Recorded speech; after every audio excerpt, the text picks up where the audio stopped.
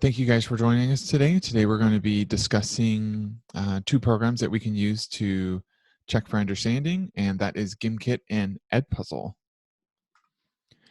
All right, so first thing we're going to talk about is we're going to talk about Gimkit and what that is. And so what it is it's a platform that you can use similar to what we talked about yesterday with Kahoot and quizzes. It's a platform that you can use for checking for understanding. You can do some type of reviews, assessments, those types of things. You can post assignments on there. You can set it up where it gets graded for you, those types of things. So it's a nice way to kind of do some checking for understanding and some review with your students. It kind of has a little bit more of a gamey feel to it, but yeah, it's basically a nice platform that you can use for checking for understanding and doing reviews. So in order to just get started with Gimkit, the first thing that you'll need to do is create an account. So if you head over to gimkit.com and you click sign up in the upper right hand corner, it's going to pop up because Gimkit wants money too. So this was created by a teenager, and now the teenager's 19 and he needs some money. So you're constantly going to get little pop-ups just like with Kahoot, upgrading. But what you'll do is you'll just want to hit Gimkit Basic, which is the free account. And then after you click the free account, you're going to want to just sign in with Google. And when you sign in with Google, you'll want to select your turlockusd.org email. So now we're going to kind of walk you through the navigation of Gimkit. So when you start off, you'll see your kits. So those are like your lessons, you could say. And so those are the they're going to show up in the middle there, and then you're also going to see them on the left-hand side there. Next is going to be your assignments. So the different types of assignments that you have put together for your students. And so you can create a new assignment, and when you create a new assignment, you can pick a kit for the students, like what kit you want that assignment to go to. You can select a due date. You can say what class you would like to give this assignment to. And then with Gimkit, there's like virtual money that's connected to it, so the kids can earn money within Gimkit. So you can say like how much money this assignment is worth, how much time in minutes you want them to allow them to have to take this, and then how much like money they're going to start off with, and then you can give it a custom title if you like. And then what you can do is once you're done creating and you want to share it, you could copy the link, or you could share it straight to something like Google Classroom, or you could share it straight to Remind. And then you can organize your Gimkits into different classes. So you can have, if you're secondary, you can have first period, second period, third period. If you're elementary, you can just have it by your class, or you can have it by subject matter. Depends on kind of how you want to have it organized. And then when you create a class, you can do it with student accounts or without student accounts. So if you are doing it with student accounts, this is going to be for students. We'll get into it. We'll get into this in a little bit, but this will be for students that are over 13. So if they're over 13, they can create accounts. If they're under 13, they cannot create accounts. So you would, if you're using it in an elementary site, you would want to do it without the student account option. But then if you did it with student accounts, then this is, like they said, it's recommended for higher grade students. Under 13 need guardian verification to create accounts. So if you're elementary, use it without student accounts. If you're dealing with students over 13, then you can kind of choose which option you like. And then they also have a news section. So any type of like updates and stuff like that is going to be in the news section. And then Kit Collab. So this is something that kind of sets Gimkit apart from other platforms, is you can allow your students to create kits. So in something like Kahoot or quizzes, we as the teacher create the questions, we create the quote unquote kits. You can set up Kit Collab where students are creating questions and they are submitting questions to be added to the quiz. I have a couple friends who teach in different districts, and they've used this section, And they've said, honestly, the kids come up with tougher questions than I would on my own. So because there's that whole gamey and like you earn money and stuff, so they have that kind of motivation of they don't want their questions to be super easy for their classmates to earn money from. So this is an option for you to use as well. And then they have something called seasons. So when you are in seasons, it kind of brings the competition to a whole new level. So it's by tracking students' balance over time. So you can do it by there's tracking their balance. So you can do it game by game. You can do it how they're doing against their classmates, or you can even do it against other classes. And so now we're just going to get into like the whole classes section. So Marshall kind of mentioned it before. There's two ways that you can create classes. So if you are dealing with students who are 13 and older, so essentially secondary sites, so 7 and up, you're going to want to have your students create an account, and then you'll share the link with them. And it's kind of nice because secondary sites, you have like 180 something students. So the students create an account, and then you copy the link and you go ahead and post that account right in Google Classroom, and your students will automatically get registered in that specific class period. So for first period, you would share that link, and all those students within your first period Google Classroom would then get into your first period GimKit class. And so this is all for secondary use. And if we look at the second option of class without student accounts, this is really, really nice for our kids, because when you actually share the link with your students through Google Classroom, right when they click the link, it'll take them to a little drop down where they actually just pick their name. But if you have multiple students, you'll want to just put their first name and last initial if they have like the same first name, or whatever name that they go by in class. Like maybe they go by Mia or Gia, but their entire name is Gianna. And the student just goes through and they pick their name. So the fact that they get to pick their name is really elementary friendly. And then with the secondary sites, they actually have their accounts. And like Satara was saying, and as you can see in the example here, there's no first and last names. There's just, maybe first name, last initial, or if you have, like in this case, if there's 3 Ashleys in one class, Ashley 1, Ashley 2, Ashley 3, making sure we're just kind of keeping that student data privacy in our mind. We're not posting first and last names. We're just posting first names, if anything, first name, last initial, that type of stuff. And if you forget, like GimKit doesn't even give you a box to put a last name. It literally just gives you one box. Yeah. So just don't type out the entire name. It only gives you one box and it just says student name. So just go ahead and call them whatever you want. Okay, so now we're going to get into kits. So these are kind of like lessons that are made that you can search for. So you can, at the top, there's a search for kits. So you can search for a subject matter that you would like to use, and you can search for those there. So when you actually search for kits, so when we created this, we were searching for cells. And you'll see on the left-hand side, kits will show up. And on the right-hand side will be the questions. If you don't want to click on each individual quiz, you want to actually see all the questions in there, what you'll want to do is you just want to hover your mouse over the quiz itself that shows up on the left, and you'll be able to scroll through all the questions and all the answers. So as you can see on the right, it just says cell wall, so that was the question. And then the students just have to pick what the definition of the cell wall is. So the green one's the answer. And the next one says, one characteristic of all living things is that they are made up of units. What are these units called? And so the green answer would be cells. So that would just give me a little preview. So if I found one that I wanted, I can just go ahead and click it and then assign it to my student. And then, so like Satara said, you just click on the kit that you like, and then it'll give you kind of some breakdown. So you can look at the questions and answers. So you can see, like here, you can see what the questions are. The correct answer is the one that's in green. You can play it, you can share it, you can copy it, or you can go down and you can preview the kit before assigning it to your class. And then it also lets you know too, at the top it tells you how many questions there are. So this one has 15 questions. And then it gives you the title of the kit, and it tells you who created the kit.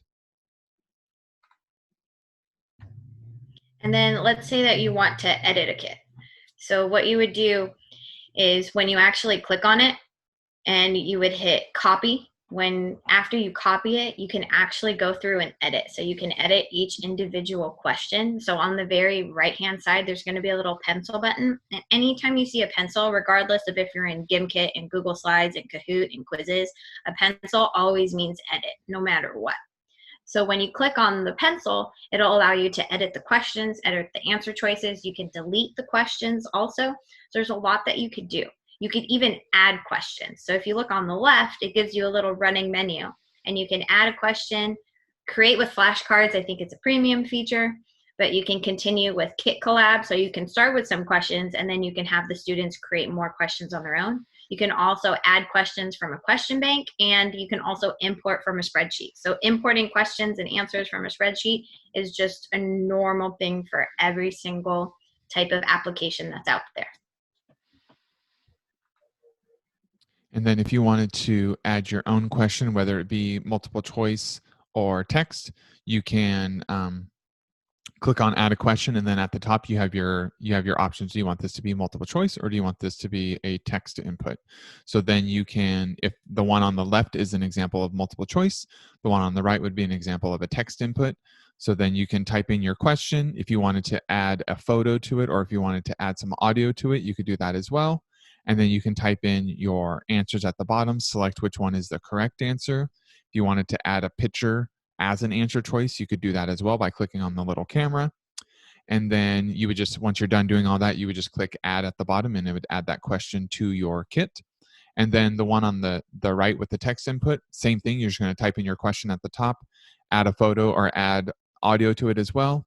And then you're going to have the correct answer there at the bottom. So then you can actually type in the correct answer, what you want them to type in, and then you can add other correct answers too. So if you can kind of like predict what you think your kids are going to type in. So if, for example, since the last examples we were looking at were science-based and cells, if you typed in cell with a capital C, maybe you can add cell with a lowercase c as well.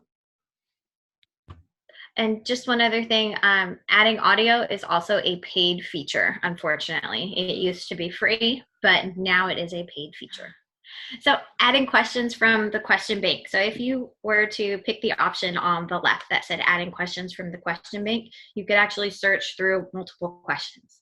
And once you find a question that you want, you're going to see a little plus sign inside of a circle. That's going to be located on the right-hand side. And once you click that plus sign, that question will automatically get added right into that collab kit or the kit that you're creating. So you can create questions, your kids could create questions, but once you just start searching through that question bank, you can go ahead and just start adding questions. So it's really nice that Gimkit has this question bank, because then you don't have to start from scratch.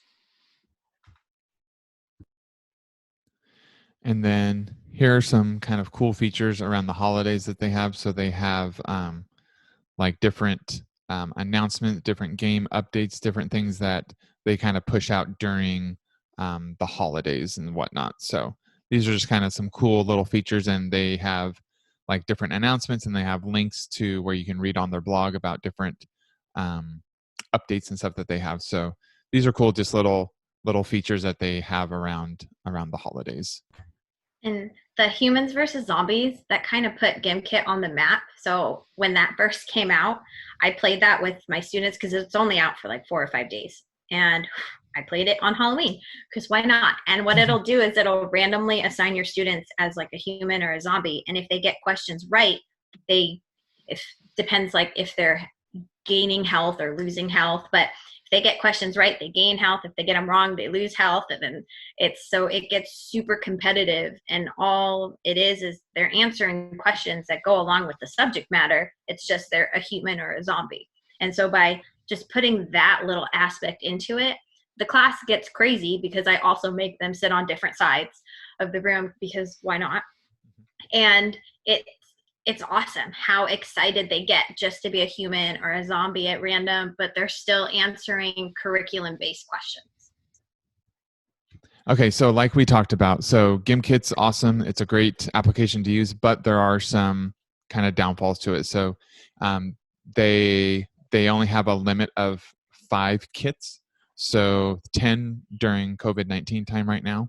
So the deleted kit now counts as part of your total. So in the past, you could like create 5, you could delete one, and it would like open up a slot for you, but now it doesn't.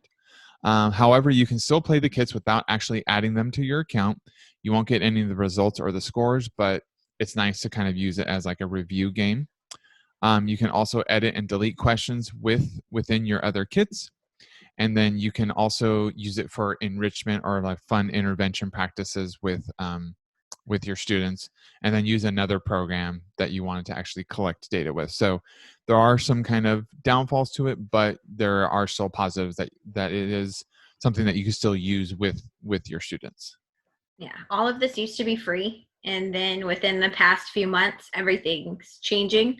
But one thing that I found out that you could do, like Marshall said, was if you just go through a kit that you already have and you delete all the questions and then you just add new questions and retitle it, it's the same thing. Then you'll still get your data and you can still get new questions. Just use the question bank the entire time. That way you're not creating it new.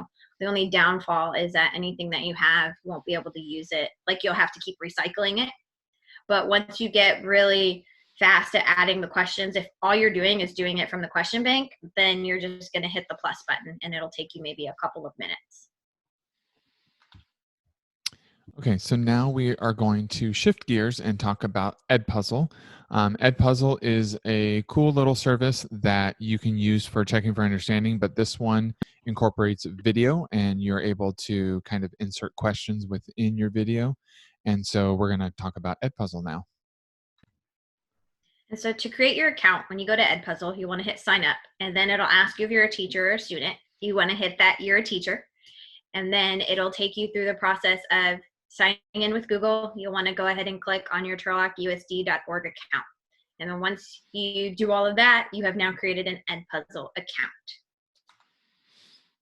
And then once you're in there, the very first thing that you'll see if you're brand new to Edpuzzle is it's going to say sync your Google Classroom. You definitely can. You can hit Google Classroom and you're just going to it's going to show all of your Google Classrooms, and you'll be able to just check mark which ones you want. So maybe you have multiple Google Classrooms because you have one for your PLCs, you have one that your principal created just for staff meetings. So you'll want to just select just the Google Classroom that you want to add, because Edpuzzle syncs really, really nicely with Google Classroom. So then once you click on Google Classroom, then like Sitar said, you're going to get the list of Google Classrooms that you want to import. You just click the little checkbox next to them, click import class, and then it's going to take your roster and it's going to import that into Edpuzzle. And then once you have all your classes in there, you'll be able to look at Edpuzzle, and it displays your assignments and students. So what you'll be able to do is you'll be able to click on your Google Classroom that you synced here. So in this account, EdTech Coach Test was the Google Classroom name. And you'll be able to see all the assignments that you have. And then if you click on your student tab, you'll actually be able to see if your students watched the video assignments, how much of the video they watched, and if they actually answered any questions. So Edpuzzle allows you to kind of make these videos interactive. It allows you to embed questions within the video. It allows you to do your own voiceover on the video itself. And you're pulling these videos from YouTube, Khan Academy, Crash Course from YouTube, all of these normal, wonderful videos that we like to use, even TED Talks. But now you're utilizing them in your class, and you can actually track how far and where your students have watched these videos. So this would be, if you click the student tab, you'll see that in this account, there's just test students, but you'll see all of your students that are here. You can import more students, so you can import your students from Google Classroom. Let's say you had new students that added in half the year or in a few months. You could just re-import your students and it'll pull the new students that you got right in. And so they have a huge library to choose from.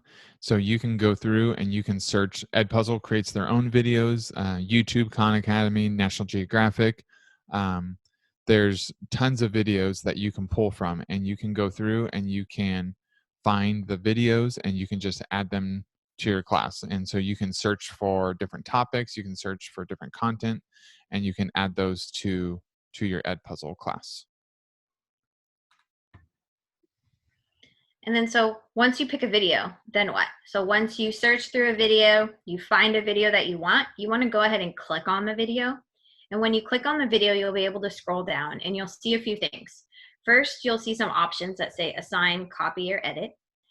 And then you'll see other options below your video that show you what other teachers have done. So you could technically click on another teacher's video and you can see the questions that they have in there, or you could see videos that are related to this one. So maybe you watch this video on thermodynamics and you're like, that goes a little bit too deep into the topic, so maybe I'll look for others.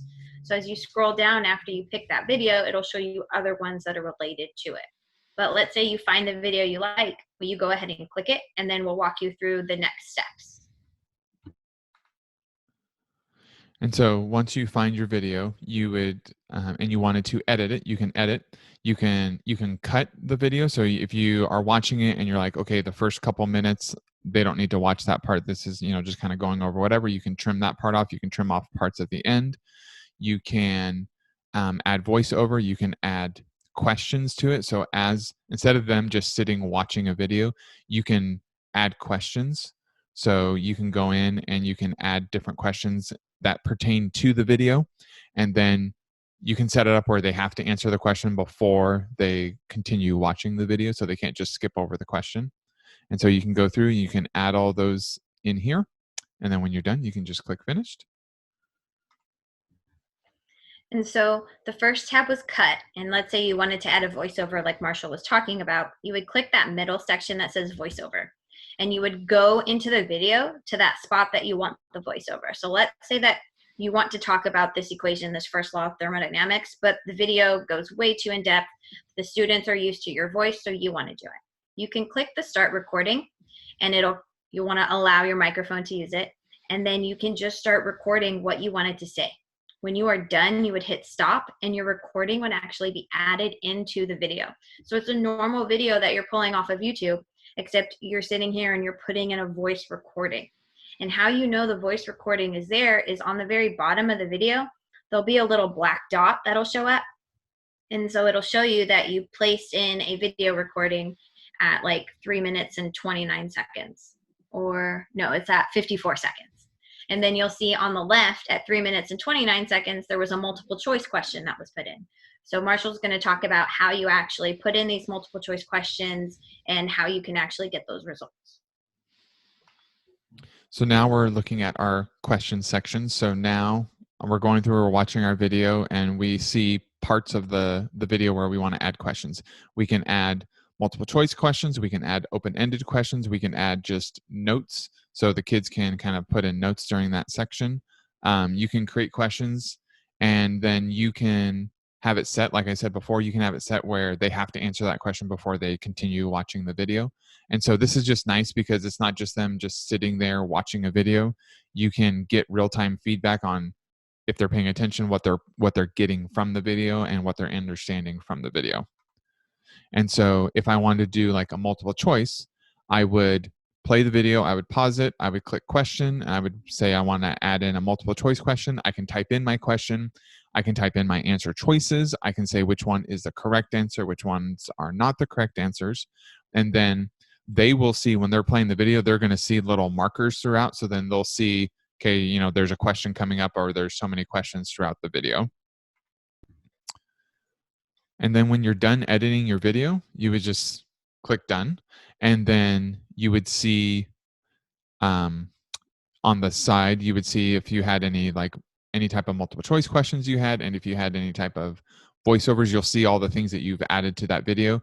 And then you can just go and assign it. And you can click which class you want it to be assigned to. You can choose the start date. You can say when it's due. You can, like we talked about here, you can turn on prevent skipping so they can't skip a question. You can turn on closed captioning, and then you can also turn on posting to Google Classroom, so they'll see that assignment was posted, and they'll see it in their Google Classroom. And then another thing also is when you actually look at the assignment, you can see all the students, and you can see if they haven't yet watched the video because you just posted it, but you could also see if they only got 53% of the way through, or 73% of the way through, or 5% of the way through. So Edpuzzle is really, really nice for the teacher aspect of it, because it's showing us, okay, well, are the students engaged enough to do this? And if they're not watching it, why? Maybe you just have one student that's not watching it. So that means that you can just get to know that student a little better and figure out what's going on at home that's preventing the student from accessing. Maybe the student doesn't have internet, or maybe the student has other responsibilities outside of school. Or maybe most of your students haven't done it, so maybe they're just not engaged, or they're not understanding this topic. So then we need to kind of rework the lesson itself. So it gives you a lot of data as a teacher to kind of rework and refigure out what you need to do. And then, like we talked about before, you can post them straight into Google Classroom. So if you turn on that little toggle in Edpuzzle when you're assigning the assignment, and you say post to Google Classroom, then it'll show up in Google Classroom like here as an assignment. And then they get a link to the Edpuzzle video. They click on that, and then it takes them straight to the Edpuzzle video, where they can go through, watch the video, and answer questions. And then there's something known as like Edpuzzle Live.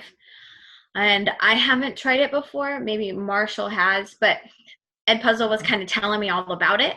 And so what you'll do is you can kind of use it in class at that time, and then you'll be able to watch your students progress through the video. So let's say it's something that you're using for them, and it's a video that just kind of a preliminary video before you actually get into the meat of the lesson, or it's a review video. Edpuzzle Live is what you would do to kind of use that video right now in your classroom, and all the students are watching it, all the students are interacting with the video.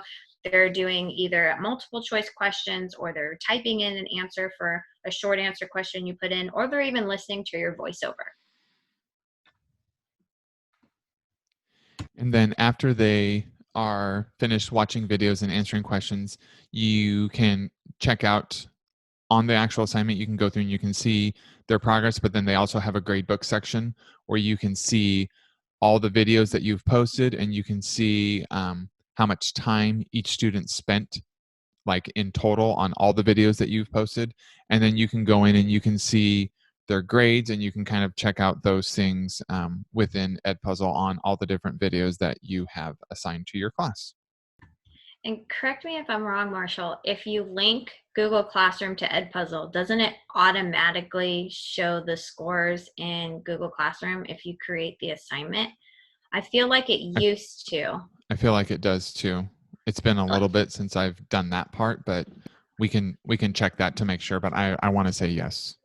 I know last year when I used it, I didn't have to do anything other than just wait, and patience for me is something I work on.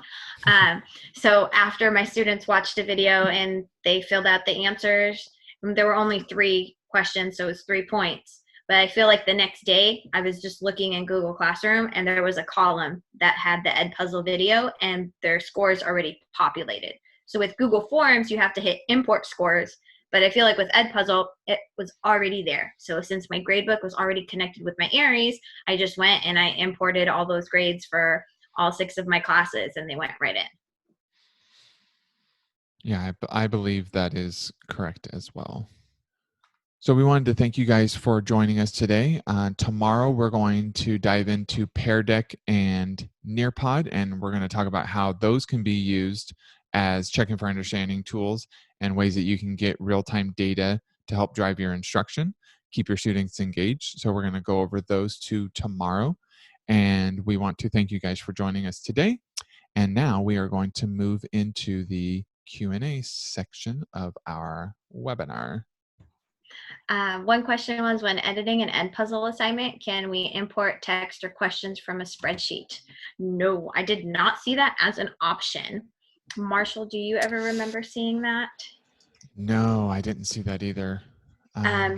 Because most of the time in the videos, you're choosing such a short video anyways because of our students' attention span. Really anything over 5 minutes, they're going to start tuning out and they're not going to listen. So you're mostly just kind of putting in maybe 5 questions into a video. So I think because of that, they don't have that import questions from a spreadsheet option. But I could have missed it, so I could be wrong. So I will check on that. Another good question. Is it possible to assign things from either of these programs to individual students, or does it need to be done through Google Classroom? I'm trying to think if you can assign it to specific students or not. I know. Well, I feel know. like Go ahead. Sorry. I was gonna say, I feel like that should be an option. Like if you wanted to create a video for review or something and you wanted to just assign it to certain students, I feel like that should be an option. It is, but it's like a workaround. So instead of, so like with Edpuzzle, there's that toggle post to Google Classroom. Instead of doing that toggle, don't, and go to the page that just has the link. And what you'll do is you'll copy the link yourself, and then you'll go to Google Classroom and you'll select those 2 or 3 students that might need that extra support or extra help, or maybe you're doing enrichment. So here, this video is for those 5 students that need that enrichment to have them go deeper into the topic. So you'll want to just copy the link specifically itself for Edpuzzle, or the link specifically for Gimkit, or the link for quizzes or Kahoot. So instead of just having it create the assignment for you, do it yourself, but just copy the link, and then you'll be able to pick the specific students that you want. Yeah, that's good. That's a good way to do it. And then I'm checking on Edpuzzle, and Edpuzzle's question and answer section is telling me no, they do not import from a spreadsheet. And then I also just logged into my account to check, and there is not an option for importing questions from a spreadsheet.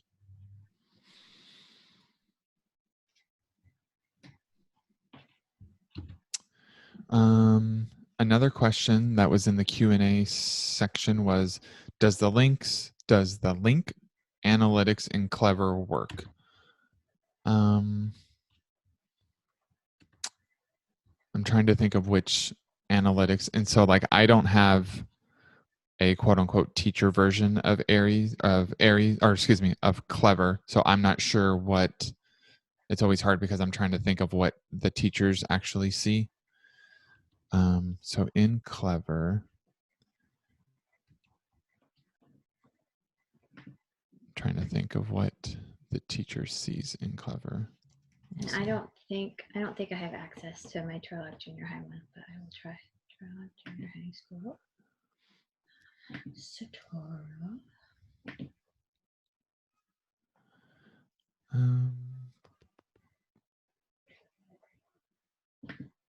No, so mine, I don't have anything that says analytics on mine, but it's because I don't have an Aries classroom anymore.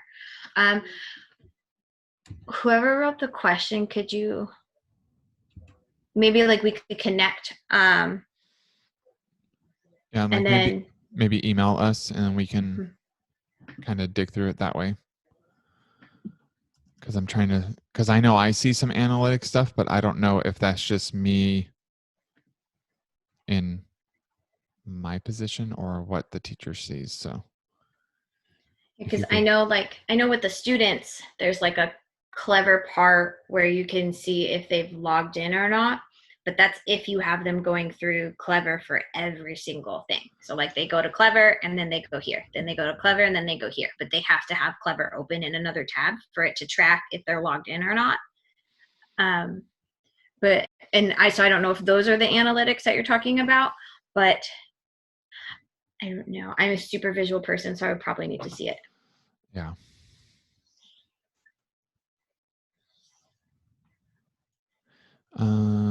Another question was, do either Gimkit or Edpuzzle have a feature for us to email a copy of students' progress via email? That is a good question. I'm looking right now. Actually, I probably wouldn't be a good one to.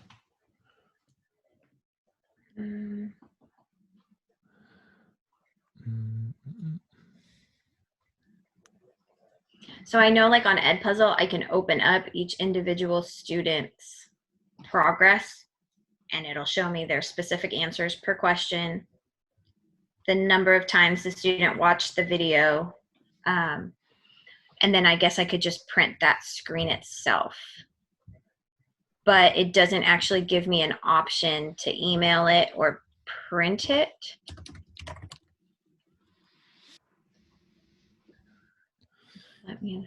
Let me log in and I can show you what I'm looking at. While you're doing that, the question about the analytics and Clever, we answered their question by saying that they have to go through Clever. Oh, okay. Glad we were able to help. Okay, I'm going to share my screen really quick, and I'm going to Okay. show you in like Edpuzzle. So this is my Edpuzzle account, and I deleted a lot of stuff from it. But if I go to like my gradebook, and I click on a test account 1, so this is just a student, and I can see there would be, if I had more assignments, all of them would be listed here. But test 1 is just the name of the student, so it could even be like Satara Ali here. And so I'm looking into what Satara did, and I can click on the individual assignment. So did Satara watch this video? Well, Satara didn't watch this video. She watched 0%. She answered none of the questions. She watched the video 0 times. She didn't answer any of the questions. So this is what it would give me, and I can go to my next student and my next student, and I can keep going through all my students. So this could be what you would print. And if you wanted to email this to your parents, when you right click and you go to print, it'll bring up your print screen. Are you seeing my print screen? Yeah. Okay. And so instead of printing it, you can save it as a PDF, or you can even save it straight to your Google Drive. And so if you save it to your Google Drive, it'll be something that you can actually attach to an email yourself. It's a little bit more work, but if you're only doing this for a few of your students, just because these are the students that you need to be on top of, otherwise if you're not on top of, they will fall through the cracks, because we all have them. We all have handfuls of them.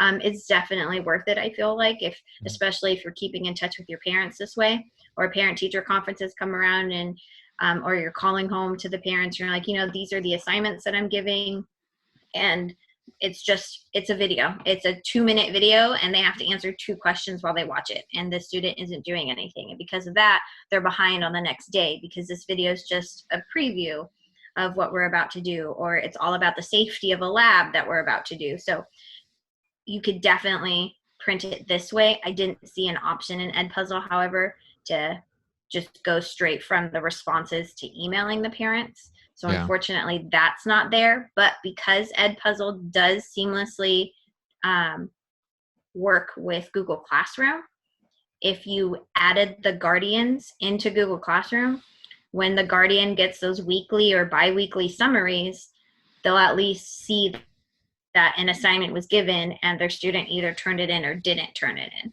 Yeah.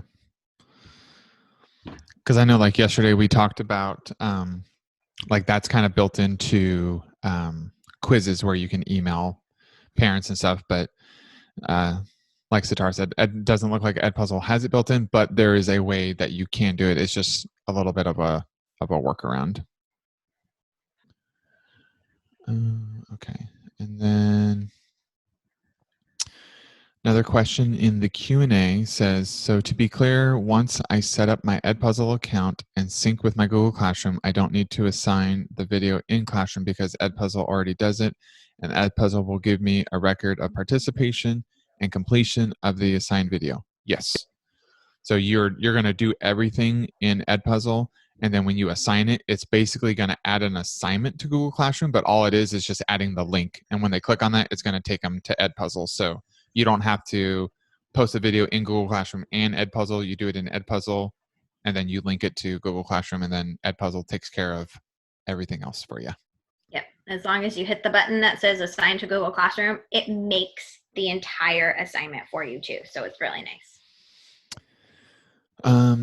Let's see. I'm looking through the chat now. As a relative newbie to all this, I need to take small steps. Yes, absolutely. I think Edpuzzle looks great, and I will limit my use to assign videos and monitor students viewing, then give participation points on completion. Baby steps. I also like the way you can edit videos. Yeah, I think Edpuzzle is great because I know as teachers we always have videos that we like to show, and we want to show them to students, and they're in the past you would show the video in class and you think they're paying attention and you think they're getting stuff out of it, but you're not 100% sure. Now with Edpuzzle, you know for sure, like they're watching this video and I'm asking questions throughout, and I know for sure if they are understanding what they're watching or not. I know when I was going through my master's program, my professors use Edpuzzle all the time because they would use it for things, content, but then they would also use it for like directions of submitting assignments, submitting part of my thesis, stuff like that. So it was smart on her end because she had that data to say, well, you watched the video and you answered the questions correctly, so you should know how to do this kind of thing. So yeah, I mean, elementary students or elementary teachers could use it, secondary, I mean, and they've used it all the way up into university levels and stuff too. So it's nice because, like I said, we always have those videos that we want to share, but now we know, now we have data that we can attach to it that shows that they're actually understanding what they're watching and they're not just mindlessly looking at the screen. They're actually internalizing the information that's being presented in the video. Definitely. And then like another option of using Edpuzzle is you might have a video that's blocked on YouTube that you want to show in your class. Edpuzzle is not blocked. So find that exact same video in Edpuzzle and assign it to your students. And that's a workaround of like the YouTube restrictions. And it's nice because then you can edit that video. So yes, it's a 5-minute video, but you cut out the 30-minute intro and the 30-minute intro. You cut out the 30-second intro and then the 30 seconds at the end where they're advertising all their other videos, and you now have a 4-minute video. You could put in your voiceovers on it. I've used it in my science class in the past for lab instruction. I've used it for absent work. So students that were absent, I created a video and I put it into Edpuzzle for them. That way, oh, well, they were absent and they didn't know what to do. Really? You watched the video? Well, you watched 50% of the video, so that's probably why. Yeah. And it's just that extra check for them, you know, because I would assign it straight to them in the absent section. It would all be there. And my absent students, I gave them all a little written slip, every single person, and that had their name on it. So like they knew exactly what we missed that day and where to go, what to do. But there's a lot that you can use it for once you start getting comfortable with it. And yes, there's that limit of 20 videos. Is it 20 with Edpuzzle or 10? 20. 20. I think it's a 20. Yeah, 20 video limit. But once I see it, once it's there, I mean, I'm not going to give my students more than 20 videos in a quarter. And then once those quarter grades are done, or even like a trimester in elementary school, once those grades are done, then okay, that video's gone and new ones will start. Yeah. So with Edpuzzle, if you have your 20 video limit, but if you delete a video, it frees up a spot. So unlike like we talked about with Gimkit and stuff, it frees up a spot. So like Sitara said, if I'm teaching, whether it's elementary or secondary, I'm not going to give 20 videos in a quarter. I'm not going to give 20 videos in a trimester. So I can set those up for my trimester, pull out all the data, pull out all the grades, clear out the videos, add in new videos every trimester, every quarter, every semester kind of thing. And then the nice thing too with posting those videos in Edpuzzle is when we watch them on YouTube, we have all the extra stuff. You don't have to worry about them looking at other videos. You don't have to worry about them seeing ads. It's your video. That's it. So it's another nice, I guess, feature of Edpuzzle is that you don't have to worry about all the extra stuff that YouTube likes to throw in. So that's also nice. And then there's a question in Edpuzzle, are students allowed to review the video after reading or listening to the question? I figure some may want to listen to it more than once if they don't know the answer. Yes and yes. So what happens is when you put the question, let's say the video is 5 minutes long, and you put a question at 1 minute and 30 seconds, the video will stop at 1 minute and 30 seconds and give the student time to answer. The student can then rewind the video and play it all over again. And as long as you don't allow them to skip the question, they can just keep rewatching that same minute and something seconds 10 times if they need to get that answer. So they can keep rewatching it until they get it. And Edpuzzle is really great in that kind of scaffolding because, I mean, on the SBAC, they're being tested on their listening skills. And this kind of trains them that, hey, you can go back and you can rewind and you can re-listen because they can re-listen on the SBAC. They just never do because they don't know they can. So if we start training them with using Edpuzzle and putting in those questions and we slowly start scaffolding, their listening skills are going to increase, their literacy is going to increase, and what we're doing in our classroom, all of that's just going to build together. So we're going to see that data in our classroom for us, for our essential standards, and then also at the end of the year when they test. Yeah, good question. And then if they, because like when Satara was showing how to kind of like print off the report in the roundabout way, it showed like how many times the student watched it. So if they watched it one time and they didn't do well, they can rewatch it and they can watch it over again. But it is nice that if they get to a question and they don't know, I remember I even did this a few times when I was using it. It was like, okay, I remember her talking about that, but I'm not 100% sure. So I just rewound it and then I watched that section over again, and then I was able to answer the question. All right. If you have any questions, make sure you shoot us an email and we would be happy to answer it. We hope you guys have a great Wednesday, and we hope to see you guys back here tomorrow. Bye. Bye.